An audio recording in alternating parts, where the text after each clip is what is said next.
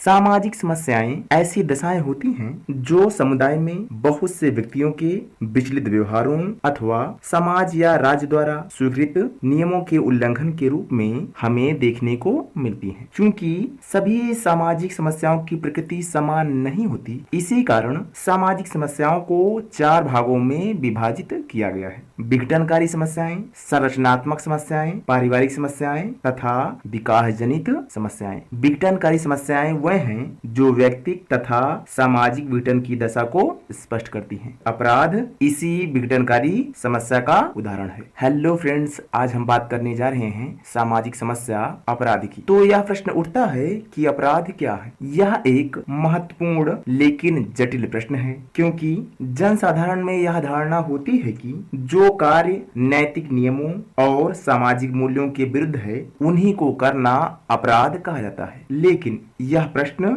और भी कठिन है कि हम किन व्यवहारों को नैतिक या किन व्यवहारों को अनैतिक कहें, या फिर किन अनैतिक व्यवहारों को सामाजिक मूल्यों के विरुद्ध कहें, क्योंकि सभी समाजों के सामाजिक मूल्य एक दूसरे से भिन्न होते हैं और एक ही समाज के सामाजिक मूल्य समय की मांग के अनुसार बदलते रहते हैं। हम इन्हीं प्रश्नों का उत्तर कानूनी तथा समाजशास्त्रीय आधार पर अपराध की अवधारणा को समझकर करेंगे। तो सबसे पहले हम बात करेंगे अपराध के अर्थ की। अपराध अंग्रेजी के क्राइम शब्द का हिंदी रूपांतरण है, जो कि लैटिन भाषा के क्रीमन शब्द से बना है और जिसका अर्थ है विलग होना या भिन्न होना या पृथक होना। सामान्य रूप से इसके अर्थ को समझे तो ऐसा व्यवहार जो कि समाज के कानूनों, सार्वजनिक हितों और सामाजिक मानदंडों के उल्लंघन के रूप में होते हैं, उन्हें ही अपराध कहा जाता है। ऐसा सभी मानते हैं कि अनादिकाल से ही समाज में लोक रीतियां, प्रथाएं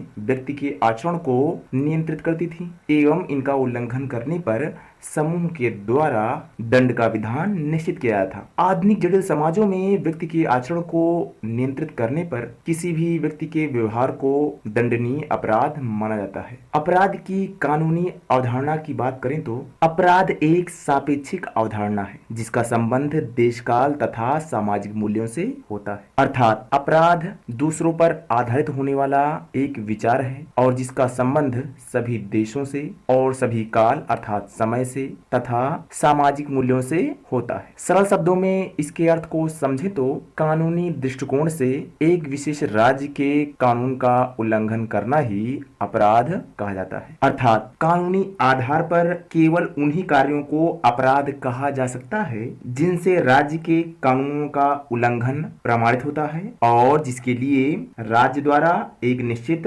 दंड दिया जाता है। कानूनी दृष्टिकोण से अपराध की परिभाषा की बात करें तो हैकरवाल के शब्दों में कानूनी दृष्टिकोण से कानून का उल्लंघन करना ही अपराध है। इस प्रकार हैकरवाल ने बताया कि कानूनी दृष्टिकोण या परिप्रेक्ष्य से व्यक्ति द्वारा किया गया कानून का उल्लंघन ही अपराध की श्रेणी में आता है। इसी प्रकार से मॉरर ने भी अपराध की परिभाषा को बताया है। मॉरर के अनुसार अपराध कोई भी वह क्रिया है जिससे कानून का उल्लंघन होता है। इस प्रकार अपराध की कानूनी अवधारणा से यह स्पष्ट होता है कि केवल उसी कार्य को अपराध कहा जा सकता है जिससे आपराधिक कानून का उल्लंघन होता हो। समाजशास्त्रियों तथा अपराधशास्त्रियों का विचार है कि अपराध की अवधारणा को केवल कानूनी आधार पर ही नहीं समझा जा सकता, क्योंकि राज्य द्वारा अपराधी व्यवहार को स्पष्ट करने के लिए जो कानून बनाए जाते हैं उनमें समाज के प्रमुख मूल्यों तथा जन भावनाओं का समावेश नहीं हो पाता। जबकि समाजशास्त्रियों का यह मानना है कि अपराध का संबंध सभी ऐसे कार्यों से है जो व्यक्ति और समूह की सुरक्षा को खतरे में डालते हैं तथा सार्वजनिक हितों के विरुद्ध होते हैं। अपराध के समाजशास्त्रीय परिप्रेक्ष्य को ही समझाने के लिए सेलिन ने यह निष्कर्ष भी दिया कि अपराध आचरण संबंधी मानव नियमों का उल्लंघन है, केवल राज्यों के कानून का उल्लंघन नहीं। अपराध की समाजशास्त्रीय परिभाषा की बात करें तो कार्ल मैनहीम के अनुसार अपराध समाज विरोधी व्यवहार है। इस प्रकार मैनहीम ने बताया कि अपराध को एक ऐसे समाज विरोधी व्यवहार के रूप में परिभाषित किया जा सकता है जिसका समूह के द्वारा बहिष्कार किया जाता है और जिसके लिए दंड भी निर्धारित किया गया होता है। थॉमस और नैनकी के अनुसार अपराध वह कार्य है जो उस समूह की एकता का विरोधी है जिससे व्यक्ति अपना समझते हैं। इस प्रकार थॉमस और नैनिकी ने यह बताने का प्रयास किया कि अपराध की अवधारणा समूह की मानसिकता के आधार पर स्पष्ट किया जा सकता है और उनके अनुसार अपराध एक ऐसा कार्य है जो समूह की एकता के विरोध में होता है और जिसको व्यक्ति अपना समझता है। अपराध के प्रकारों की बात करें तो कानूनी दृष्टिकोण के अनुसार अपराध दो प्रकार के होते हैं। पहला, सामान्य अपराध। सामान्य अपराध ऐसे अपराध होते हैं जिनसे समाज को बहुत अधिक हानि या क्षति की संभावना नहीं होती या कम होती है। सामान्य अपराधों में ऐसे अपराध को शामिल किया जाता है जिनमें शराब पीकर झगड़ा करना, यातायात के नियमों का उल्लंघन करना, साधारण चोरी इत्यादि। अर्थात छोटे मोटे अपराधों को इस श्रेणी में रखा जा सकता है। सामान्य अपराधी को कारावास, जुर्माना जैसे दंड दिए जा सकते हैं। गंभीर अपराधों की बात करें तो गंभीर अपराध वह अपराध होते हैं जिससे संपूर्ण समाज को खतरा होता है। गंभीर अपराधों में आतंकवादी गतिविधियां, हत्या करना, अपहरण करना, बलात्कार करना इत्यादि आते हैं। गंभीर अपराध करने वाले अपराधी को उम्र कैद या फांसी की सजा दी जा सकती है। सभी प्रकार के अपराध की प्रकृति समान नहीं होती है। अपराध के उद्देश्य, प्रेरणाओं, अपराध की विधियों तथा समाज पर अपराध के प्रभावों के आधार पर अपराध को हम निम्न भागों में बांट सकते हैं। पहला, हिंसक अपराध। हिंसक अपराध व्यक्ति के विरुद्ध होने वाले गंभीर अपराधों में से एक होता है।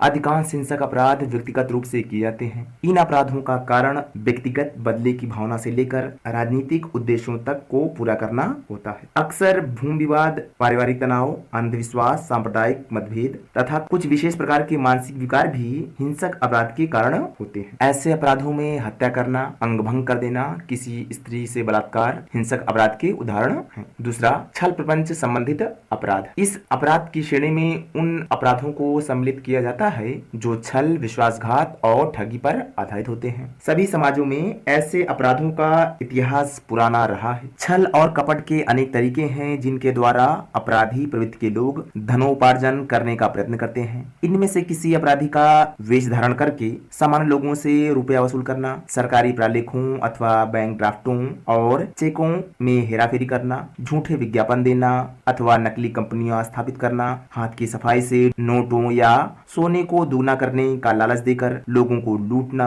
इत्यादि ऐसे अपराध की श्रेणी में आते हैं। तीसरा, बाल अपराध। इस श्रेणी में उन सामान्य अपराधों को सम्मिलित किया जाता है जो एक राज्य के कानूनों द्वारा निर्धारित आयु से कम के बच्चों द्वारा किए जाते हैं। ऐसे अपराधों का कारण पारिवारिक दशाएं जिनमें टूटे हुए परिवार, माता पिता का दुर्व्यवहार, दोषपूर्ण अनुशासन तथा ऐसे अपराधों के जैविकीय, व्यक्तिगत या सामुदायिक कारण भी हो सकते हैं। चौथा, सफेदपोश या शोषण अपराध। सफेदपोश या शोषण अपराध ऐसा अपराध है जिसे एक प्रतिष्ठित तथा उच्च सामाजिक व राजनीतिक स्थिति वाले व्यक्ति अपने पेशे के दौरान करता है। सदरलैंड ने इन अपराधों को शोषण अपराध इसलिए भी कहा है कि यह अपराध करने वाले लोग बड़े बड़े राजनीतिक नेता, अधिकारी, उद्योगपति और पूंजीपति होते हैं जिनकी वेशभूषा बहुत संभ्रांत होती है, लेकिन उनकी अधिकांश गतिविधियां कानूनों के उल्लंघन पर आधारित होती हैं। आपराधिक षड्यंत्रों के द्वारा बड़ी धनराशियां प्राप्त करना,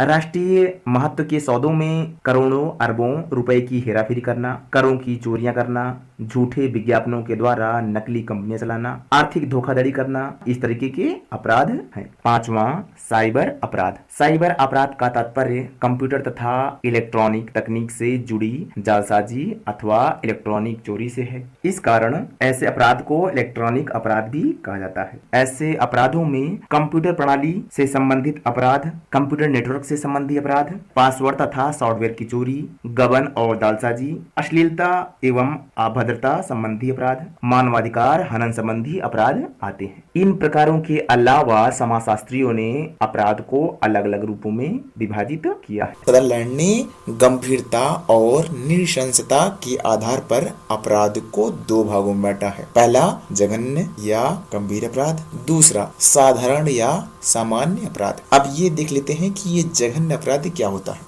गंभीर अपराध या जघन्य अपराध ऐसे अपराध होते हैं जिनसे व्यक्ति और समाज के जीवन को भयंकर आघात पहुंचता है। इनमें हत्या, बलात्कार, डकैती, देशद्रोह तथा आत्महत्या आदि अपराध सम्मिलित होते हैं। और वहीं पर अगर साधारण अपराध की बात करें तो ये वह अपराध होते हैं जिनसे समाज को अधिक क्षति होने की आशंका नहीं होती है इनमें चोरी, जेब काटना, जुआ या मद्यपान आदि अपराध सम्मिलित होते हैं। इसके अलावा बोन्जर ने भी अपराध को उसके उद्देश्यों के आधार पर 4 भागों में बांटा है। पहला आर्थिक अपराध, दूसरा यौन अपराध, तीसरा राजनीतिक अपराध और चौथा विविध अपराध। तो बात कर लेते हैं आर्थिक अपराधों की। आर्थिक अपराध वह अपराध होते हैं जो धन प्राप्ति के लिए किए जाते हैं, जैसे चोरी, डकैती, घूसखोरी और गबन इत्यादि। दूसरा यौन अपराध, ये अपराध के वह कृत्य हैं जो काम वासना से प्रेरित होकर के अस्वीकृत यौन संबंध स्थापित करते हैं,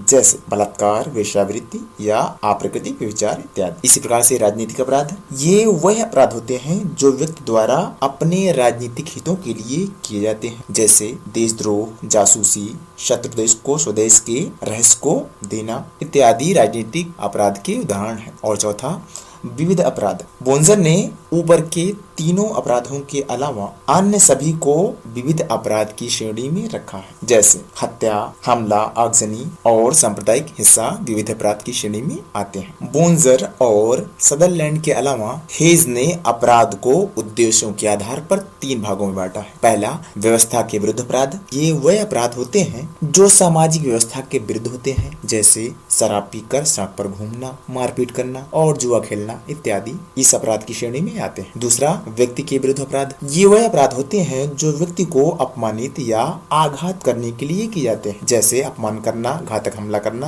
बलात्कार इत्यादि। इसी प्रकार से संपत्ति के विरुद्ध अपराध, इनमें वह अपराध आते हैं जो संपत्ति हेतु किए जाते हैं, जैसे चोरी, डाका, घूसखोरी इत्यादि। लेमट ने परिस्थितियों के आधार पर अपराध को 2 भागों में बांटा है। पहला परिस्थितिजन्य अपराध और दूसरा नियोजित व व्यवस्थित अपराध। परिस्थितिजन्य अपराध वह अपराध होते हैं जो किसी परिस्थिति के दबाव में किए जाते हैं, जैसे स्कूल का वातावरण उपयुक्त न होने के कारण बच्चों का स्कूल से भागना, सार्वजनिक और सामाजिक दृष्टि से योग्य व्यक्ति को रोजगार न मिलने पर आत्महत्या करना। दूसरा नियोजित अपराध, यह वह अपराध होते हैं जो नियोजित व सुव्यवस्थित रूप से किए जाते हैं, जैसे डकैती, देशद्रोह, हत्याएं इत्यादि। इस तरह के अपराध में अपराधी की इच्छा व अपराध को व्यवस्थित ढंग से पूरा करने की क्षमता महत्वपूर्ण होती है। इनके अलावा क्लिनार्ड और क्विने ने अपराध को 6 भागों में विभाजित किया है। एक क्रम से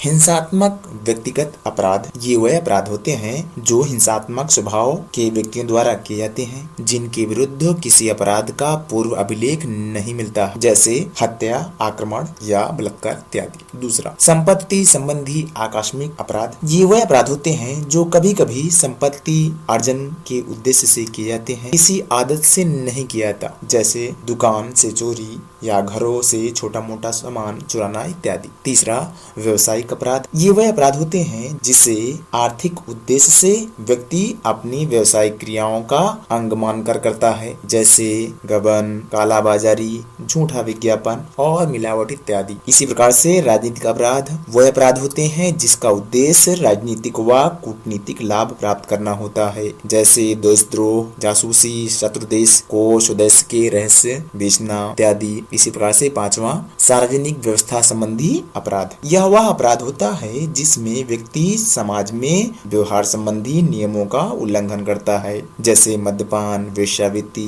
जुआ खेलना और यातायात के नियमों का उल्लंघन इत्यादि। और 6वां परंपरागत अपराध, ये वह अपराध होते हैं जिसे व्यक्ति अंशकालिक या कुछ समय के लिए आजीविका के रूप में करते हैं, जैसे चोरी, डकैती, लूटमार, अपहरण व दंगा इत्यादि। अब आपको समझ में आ गया होगा कि किसे हम अपराध की श्रेणी में रखेंगे और किसे नहीं।